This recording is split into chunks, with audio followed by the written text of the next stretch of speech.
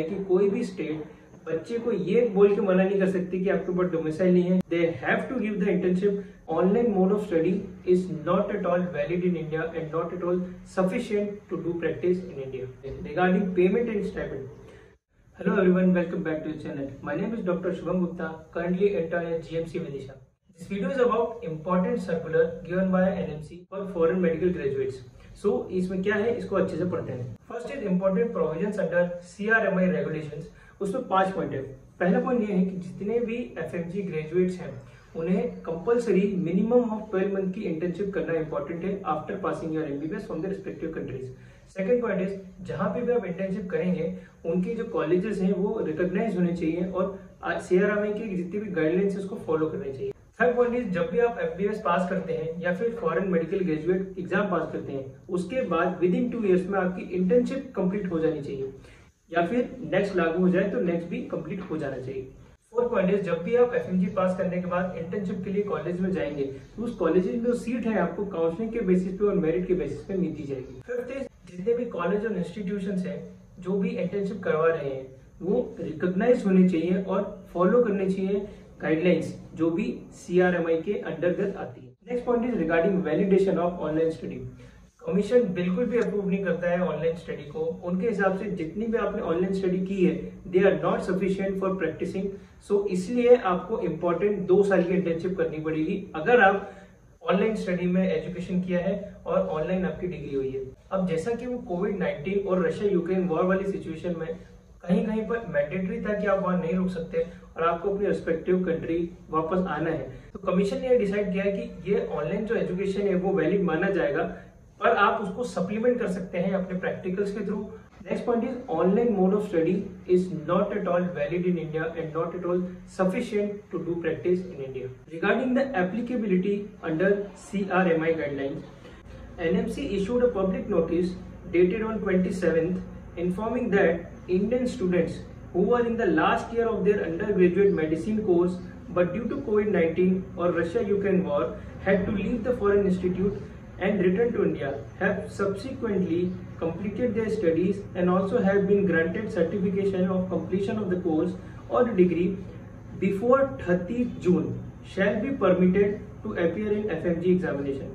Only those foreign medical graduates who were in the last year of their study of medical qualification and returned to India due to COVID-19 or Russia-Ukraine war, they are successfully completed the medical qualifications such as FMG. They had to qualify the examination and undergo. जो भी बच्चे last year में, जैसे Russia में 6 साल का MBBS होता है, तो अगर 6th ईयर में आप या 5th ईयर या 6th ईयर में ड्यू टू कोविड-19 और due to Russia Ukraine war अगर आप इंडिया आ गए थे और आपकी कंटिन्यू पूरी एजुकेशन अगर ऑनलाइन मोड में हुई है, आपकी डिग्री भी ऑनलाइन हुई है, आपकी सारी पढ़ाई ऑनलाइन हुई है, तो you have to go 2 years of compulsory medical internship.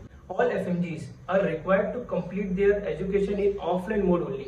अगर किसी कारण से आपने ऑनलाइन भी करी है तो लास्ट ईयर में जो बच्चे वापस से अपनी रेस्पेक्टिव कंट्री गए थे उन्होंने प्रैक्टिकल्स कंप्लीट किए, कंपनसेट किया जितने भी ऑनलाइन स्टडी थी और उनको सर्टिफाई किया गया कि आपकी ऑफलाइन मोड में एजुकेशन हुई है, वो 1 साल की इंटर्नशिप उन्हें करनी पड़ेगी, उन्हें 2 साल की इंटर्नशिप नहीं करनी है. एंड उसके साथ एक आप और कर सकते हैं कि अपनी यूनिवर्सिटी से ऑफलाइन मोड का लेटर भी मंगवा लीजिए जो कि ये सर्टिफाई करता है कि आपने ऑफलाइन मोड में स्टडी करी है, ऑफलाइन मोड में आपकी डिग्री हुई है और आपने प्रैक्टिकल्स भी ज्वाइन करे. अगर आप उस दौरान इंडिया भी आ गए थे और वापस जाके आपने लास्ट ईयर कंप्लीट किया है तो वो सप्लीमेंट करता है कि आपने प्रैक्टिकल्स ज्वाइन किए हैं और जो स्पेस छूट गई थी और जो चीजें आप इंडिया में करी थी उनको आपने आके रशिया में वापस या फिर अपनी रेस्पेक्टिव कंट्री में वापस किया है और वो जो गैप थी उसको फिल कर लिया है. तो ये अगर आप ले लेंगे तो इसके बेसिस पे आपको 1 साल की इंटर्नशिप हो जाएगी.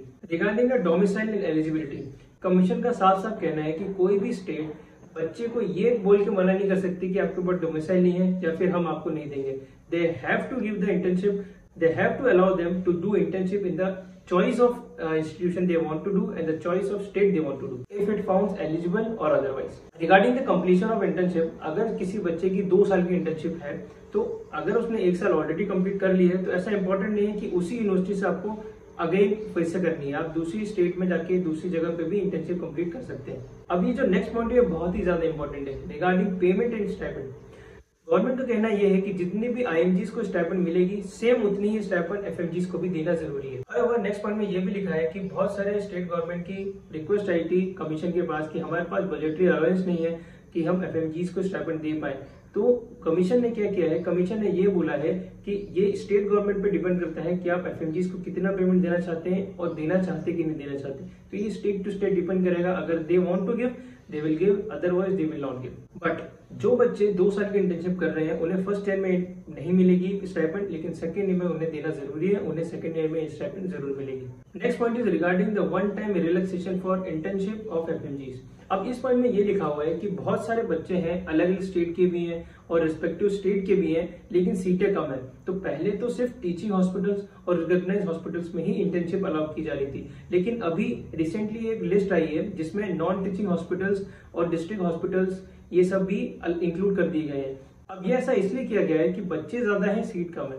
नीचे में इसकी लिस्ट इंक्लूड कर दूंगा, तो उसको आप जरूर देखना। और ये था इंपॉर्टेंट कुछ पॉइंट्स जो कि हमें एफएमजी के रिगार्डिंग हमें जानने चाहिए थे। अगर आपको स्टिल कोई डाउट है तो you can go through that PDF thoroughly, and also I will update you as soon as I get new update from the NMC.